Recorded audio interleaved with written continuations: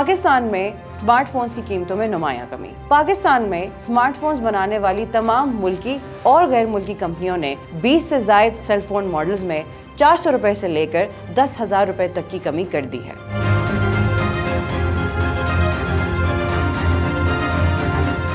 तमाम कंपनियों ने न सिर्फ स्मार्ट मोबाइल फ़ोन की कीमतों में नुमायां कमी की है, बल्कि बटनों वाले फ़ोन जिसमें फीचर फ़ोन भी शामिल हैं 100 रुपए से लेकर 500 रुपए तक की कमी कर दी है।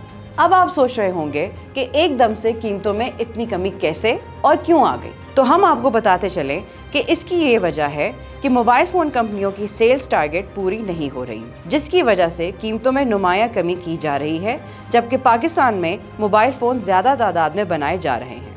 मोबाइल फ़ोन कंपनियों के नुमाइंदों ने इस मामले पर तस्दीक करते हुए कहा है कि कीमतों में कमी की असल वजह है पाकिस्तानी मार्केट में स्मार्टफोन इंडस्ट्री को इस्तेहकाम पहुंचाना।